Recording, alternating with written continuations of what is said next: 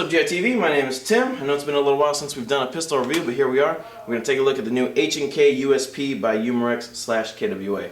Now, Umarex is kind of like Cybergun in the fact that they don't actually manufacture airsoft guns. They own the licensing for H&K here in the United States. This gun is made by KWA, and it's a really good thing that Umarex and KWA were able to work something out for this gun. Because one thing that KWA really lacked in the past were trademarks. I mean, they had everything else. They had the build quality, they had the performance, and they had the reliability, but they just didn't have realistic looking guns because they didn't have trademarks on them. But now that they do, this gun is complete. Out of the box, it's good to go. It doesn't need anything. Normally when you buy an airsoft gun, you need to do something to it right away. Like if you bought a plastic pistol, you pretty much need a metal slide, or other guns need reinforcing or need upgrading or whatever. But this gun is good to go right out of the box. It shoots great, it looks great, it feels great, it's built well. It doesn't need anything, as well as KWA's other products. I mean, they don't really need anything. You buy them and you're good to go. To go along with these realistic trademarks are realistic features such as the double action trigger, if you're not familiar with what that means. As I pull the trigger back, the hammer moves back as well. 2 actions, double action trigger. Safety is also functional right here, easily accessed with your right thumb. Can't pull the trigger back anymore. Safety also acts as a decocking mechanism to stay true to the real gun. The magazine release is ambidextrous, can be found on the left or right side of the trigger guard.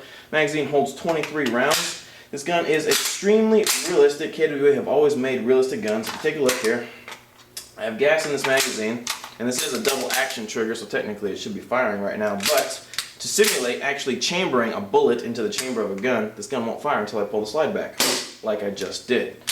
Now, this features internally KWA's famous NS2 gas system. Now, when I called KWA to ask them exactly what is different about the NS2 gas system, they gave me a lot of technical stuff that wasn't really relevant, so I'm going to try to summarize everything and show you after the short commercial break. Please use your airsoft guns responsibly. Do not shoot at any unsuspecting people or animals. Don't ever look down the barrel of your airsoft gun, and keep your finger off the trigger unless you're ready to fire. Treat your airsoft guns like they're real firearms. Alright, welcome back. We're going to take a look at a few of the differences that I've been able to find between the new NS2 USP by KWA and the old gas system KWA KP8 is what it was called. There really wasn't a name for the old gas system, it's just old KP8. All the new NS2 system will be on my left, all the old KP8 stuff will be on my right. The easiest way to tell whether you have a new NS2 or old gas system KWA USP is to look at the magazines. The feeding lip on the old magazine is much bigger than the new NS2 gas system. Another major difference between the two guns is the recoil spring system. With the new NS2 recoil spring system, I think NS2 specifically refers to the gas system, but with the new KWA USP, the recoil spring makes it much easier to field strip and reassemble the gun. Another big difference between the two guns is how the chamber is set up. You can see that feeding lip over on the left side with the new NS2 gas system. It makes feeding much more reliable and reduces the amount of misfeeds that the KWA USP will have. Another big system change is the gas system. Let's finally look at the NS2 system. You can see on my left the nozzle on the NS2 gas system is much bigger than the nozzle on the old KWA KP8. Bigger means more airflow, which means more FPS and, in general, more awesomeness.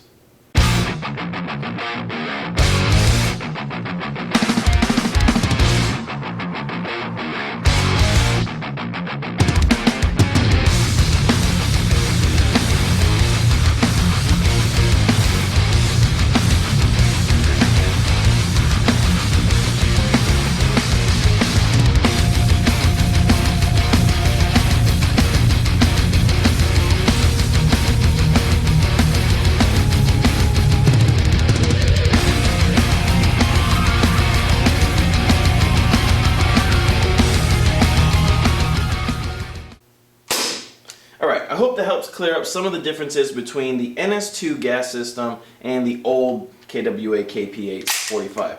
Now, I should clarify a little bit. There are technically 3 generations of the KWA USP. There's the old KP8 45 with no trademarks. There's the NS2 version of the KP45 with no trademarks, and there's this version that has everything, trademarks and the NS2 system. One of the best things about this particular pistol is that even though it has HK trademarks, this gun doesn't cost that much more than the other versions, or the older versions that is superseded. This gun is for sale on our website for $149.99. I believe that's only $10 to $15 more expensive than the previous KP8 45s. Check out the KWA HK USP. It's on Airsoft GI right now. We're going to have a lot more KWA HK pistols, guns, lots of cool stuff coming out in the near future, so stay tuned.